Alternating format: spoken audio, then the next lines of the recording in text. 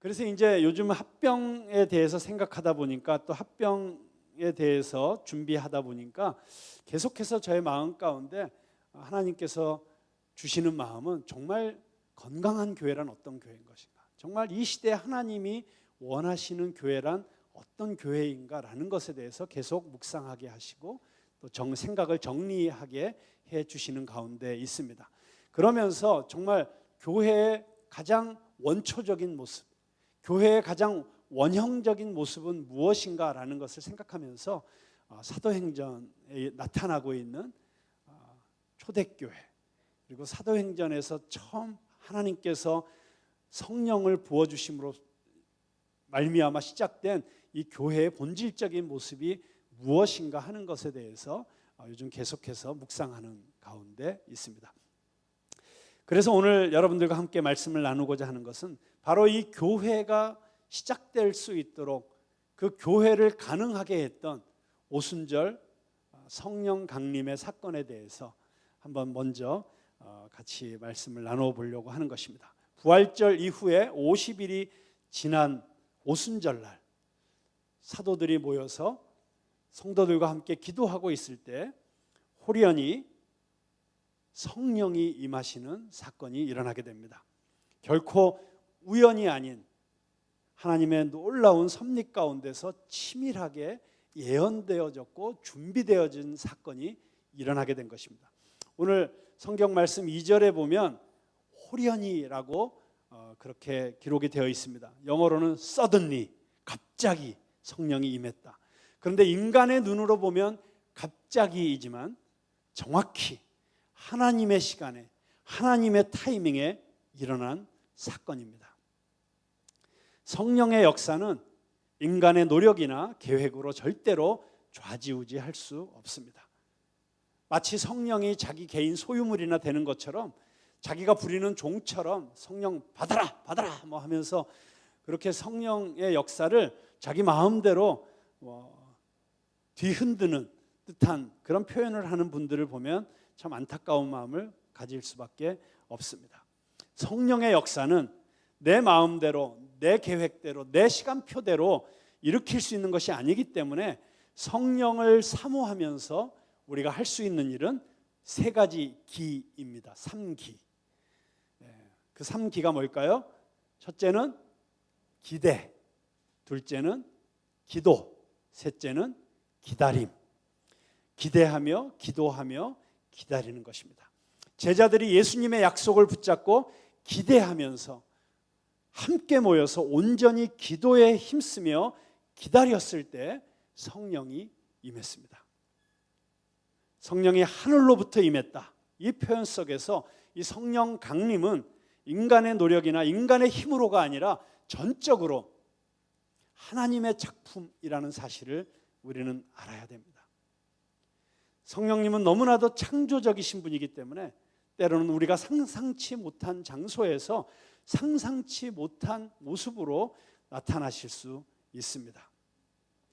제가 유학 생활을 했던 토론토에서 제가 유학할 때 토론토 블레싱이라고 하는 엄청난 성령의 역사가 일어나는 사건이 있었습니다. 그때 전 세계에서 토론토 공항 옆에 있는 그 빈야드 교회라고, 에어포트 빈야드 교회라고 하는 교회로 정말 이 성령의 역사를 경험하기 위해서 구름처럼 몰려오던 때가 있었는데요. 저도 제 아내하고 몇 차례 그곳에 가봤는데 정말 우리가 상상할 수 없는 엄청난 일들이 거기에 벌어지고 있는 것들을 보면서 정말 성령의 역사는 인간의 생각과 한계를 뛰어넘는 것이구나 하는 것을 그때 절감했던 적이 있습니다.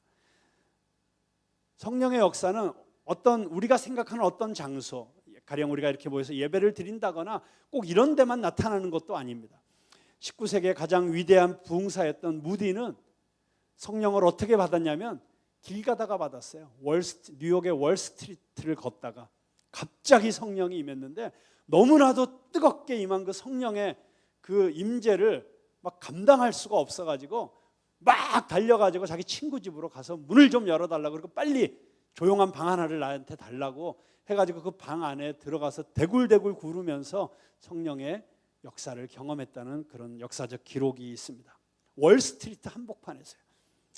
자, 언제 성령님이 어떻게 우리에게 임하실지 우리는 예측할 수 없습니다. 그러나 기대하십시오. 여러분이 사모하는 마음을 가지고 정말 성령님이 나와 함께 하시기를 원하시는 그 간절한 사모함을 가지고 열심히 기도하고 있으면 우리가 생각지 못한 순간, 생각지 못한 곳에서 성령님께서 여러분을 사로잡으시는 놀라운 역사가 일어날 줄로 믿습니다. 자, 성령이 임하실 때 하늘로부터 급하고 강한 바람 같은 소리가 있었다고 했습니다. 여기 바람 소리가 아니라 바람 같은 소리예요. 그러니까 이 땅에서는 들어본 적이 없는 소리였습니다. 단지 그냥 바람 소리 같다고 느꼈을 뿐입니다. 이 바람은 어떤 바람입니까?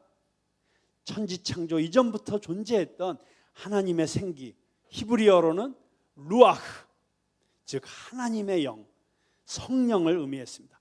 하나님께서 처음 사람을 흙으로 만드시고 바로 이 루아흐를 불어넣으셨을 때 비로소 인간이 숨을 쉬는 생명체가 되었습니다. 하나님의 호흡은 생명의 기운입니다. 당신의 인생의 생기를 회복하려면 그렇기 때문에 하나님의 성령의 바람이 당신의 인생에 들어와야 됩니다. 여러분의 삶이 정말 강력한 성령의 기운으로 새로워질 때 여러분의 삶이 힘차게 약동하는 그런 놀라운 삶의 경험을 할 수 있다고 하는 것입니다. 자, 2절에 그 소리가 온 집에 가득하며 했습니다. 여러분, 성령이 임하시면 그 공간의 느낌이 달라집니다. 여러분, 이런 간증 많이 들어보셨죠? 예배당에 들어서는 순간부터 뭔가 다른 느낌에 사로잡혔어요. 찬송을 부르는데 왜 그런지 갑자기 걷잡을 수 없는 눈물이 흘러내렸어요. 여러분, 이런 비슷한 이야기 많이 들어보셨죠? 왜 그렇습니까? 그곳에 성령님의 임재가 충만하게 임했기 때문입니다. 저는 이 푸른나무 교회가 이 MCM 강당에서 예배 드릴 때마다, 그리고 이곳이 아니라 다른 어떤 곳으로 우리가 가서 예배를 드리게 되더라도 제가 가장 바라는 것은, 가장 사모하는 것은 성령의 임재가 가득한 예배당이 되는 것입니다. 예배의 장소가 되는 것입니다. 그래서 이곳에 들어오는 사람들마다 세상 어디에서도 경험할 수 없는 성령님의 임재만이 주실 수 있는 기쁨과 감격과 평안을 맛보는 그런 장소가 되기를 축원합니다. 저는 또한 여러분의 가정이 성령이 임하시는 장소가 되기를 축원합니다. 성령이 충만하지 않으면 악한 마귀와 귀신들이 틈을 타서 공격하고 장난질합니다. 마귀와 악령들이 하는 일은 분열시키고 이간시키는 일입니다. 그렇기 때문에 가정이 평안할 수가 없어요. 그런데 성령 충만한 가정이 되어 보십시오. 성령이 임하시는, 성령이 충만한 가정이 되면 거기에는 평안이 있습니다. 기쁨이 있습니다. 자, 3절에 보면 또한 이 성령은 불같이 임했다고 했습니다. 마치 불의 혀처럼 갈라지는 것이 방 안에 있던 모든 사람들에게 임했습니다. 여러분, 불이라고 하는 것은 무엇입니까? 불은 정결케 하는 힘입니다. 하나님의 불은 무섭고 강력합니다. 그러나 불이 반드시 필요합니다. 불이 있어야 우리들의 죄와 우상숭배와 음란과 폭력과 타락한 도덕성이 소멸되고 거룩이 회복될 수 있습니다. 갈멜산에서 엘리야가 기도하며 내려온 하나님의 불은 모든 재물과 나무와 돌과 흙과 물을 모두 태워버렸습니다. 마찬가지로 하나님의 불이 임하면 우리 속에 있는 모든 더럽고 부패한 죄의 요소들이 깨끗이 청소가 됩니다. 부흥의 역사를 살펴보면 부흥의 불이 임했을 때 엄청난 회개의 역사가 일어난 것을 볼 수가 있습니다. 도둑들이 훔친 물건을 가져오고 조폭들이 자수를 하고 바람피던 남편들이 가정으로 돌아오고 학생들이 컨닝을 했던 것을 회개하고, 저는 오늘 이 시대에 이 땅에 꼭 필요한 것이 바로 이 성령의 불이라고 분명히 믿습니다. 오늘 우리 교회에 꼭 필요한 것이 이 성령의 불입니다. 부패한 이 심령에 꼭 필요한 것이 이 성령의 불입니다. 성령의 능력이 불같이 임해야 사역도 하고 목회도 하고 세상을 변화시킬 수 있습니다. 이 불이 각 사람의 머리 위에 임했다고 기록하고 있습니다. 오늘 이 성령의 불이 이 자리에 계신 여러분 한 분 한 분 머리 위에 임하시게 되기를 주님의 이름으로 축원합니다. 성령이 임하시면 어떤 일이 일어납니까? 우리의 속사람이 변하게 됩니다. 에스겔서 36장 26절 말씀에 보면 또 새 영을 너희 속에 두고 새 마음을 너희에게 주되 너희 육신에서 굳은 마음을 제거하고 부드러운 마음을 줄 것이며. 그렇습니다. 돌 같은 마음이 깨어지면서 녹아내립니다. 강팍하고 고집스럽고 오만하던 마음이 말할 수 없이 부드럽게 변합니다. 사나웠던 눈빛이 따뜻해지고 굳었던 얼굴이 부드럽게 펴지며 생기가 돌게 됩니다. 은혜를 사모하게 되고 신이 나서 사역을 하게 되고 사람만 만나면 전도하고 싶어지고 하나님의 이름만 들어도 좋아하고 기도가 달라지고 예배가 달라지고 인생이 달라지게 됩니다. 이런 역동적인 성령의 역사가 오늘 우리 가운데 일어나게 되기를 간절히 소망합니다. 성령의 임재를 통해서 일어나는 역사가 너무나 많지만 저는 특별히 베드로가 성령에 충만하여 선포한 첫 번째 설교 가운데 인용된 요엘 선지자의 예언을 함께 생각해 보고자 합니다. 자, 우리 오늘 함께 읽은 말씀 17절 같이 한번 읽어볼까요? 17절 말씀 시작. 하나님이 말씀하시기를 말세에 내가 내 영을 모든 육체에 부어주리니 너희의 자녀들은 예언할 것이요 너희의 젊은이들은 환상을 보고 너희의 늙은이들은 꿈을 꾸리라. 아멘. 여기에 보면 오순절 성령 강림 사건이 어떤 특별한 의미를 지니는지 알 수 있습니다. 구약 성경에도 보면 하나님의 신이 어떤 특정한 사람에게 임한 사건들이 기록이 되어 있습니다. 그러나 그것은 어떤 특별한 사람에게 특별한 시기에 임하셔서 역사하시다가 떠나시는 것이었습니다. 그러나 오순절 성령 강림을 통해서 성령께서 모든 사람에게 이 하나님의 영을 부어주시는 역사가 일어나게 된 것입니다. 모든 육체에게 예수 그리스도를 구주로 영접하고 구원받은 모든 하나님의 자녀에게 성령을 선물로 주시겠다고 하시는 그 약속이 성취된 것입니다. 어린이들도 청년들도 노인들도 남종이나 여종이나 누구든지 성령 충만을 받을 수 있습니다. 그런데 이 성령이 임하실 때 어떤 일이 일어난다고 했습니까? 자녀들이 예언할 것이라고 했습니다. 여러분, 예언은 미래를 점치는 일이 아닙니다. 성경이 말하는 예언은 맡길 예자의 말씀 언자입니다. 말씀을 맡기는 것. 다른 말로 하면 하나님이 아이들을 통해서도 당신의 말씀을 선포하시고 당신의 크고 놀라운 일들을 보여주시겠다는 뜻입니다. 저는 우리 푸른나무 교회에서 자라나는 자녀들이, 우리 귀한 성도님들의 모든 가정의 자녀들이 어린 사무엘이 하나님의 음성을 들었던 것처럼 그렇게 하나님의 음성을 어릴 때부터 듣고 이 세상 가운데서 하나님의 뜻을 나타내고 선포하는 그런 자녀들이 되기를 축원합니다. 우리 주일학교에 성령의 기름 부으심이 뜨겁게 임하도록 함께 기도하십시다. 젊은이들은 환상을 볼 것이라고 했습니다. 요즘 젊은이들이 꿈과 비전이 없습니다. 있더라도 너무나 자기중심적이고 이기적이고 소시민적인 꿈에 갇혀 있습니다.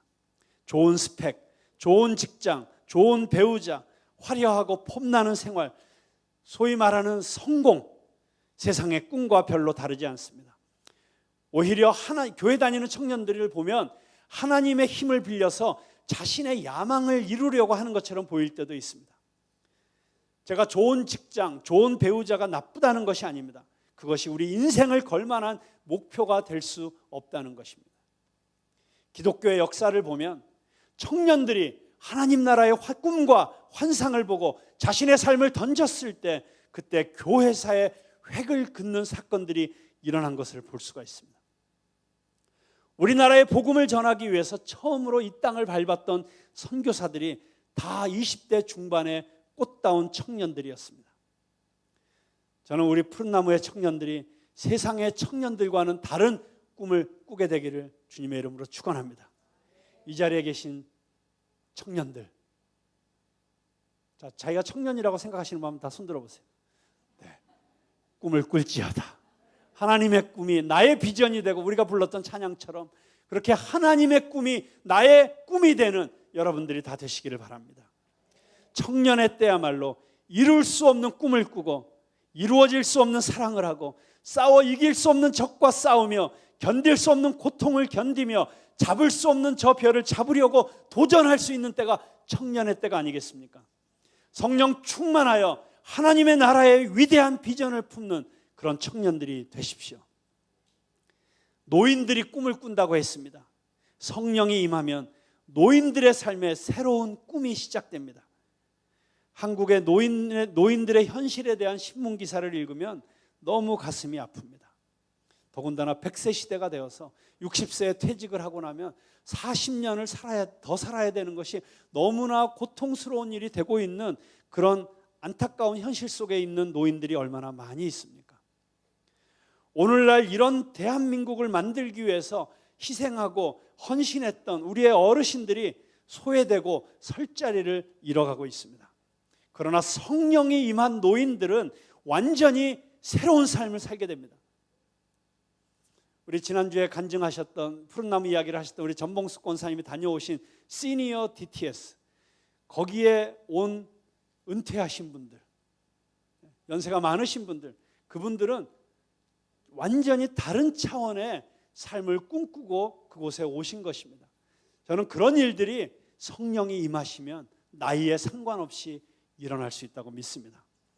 믿음의 조상이었던 아브라함도 75세에 고향 본토 친척 아비집을 떠나서 새로운 인생을 시작했습니다. 모세도 80세에 하나님의 부르심을 받고 조국을 위해서, 민족을 위해서 일하기 시작했습니다.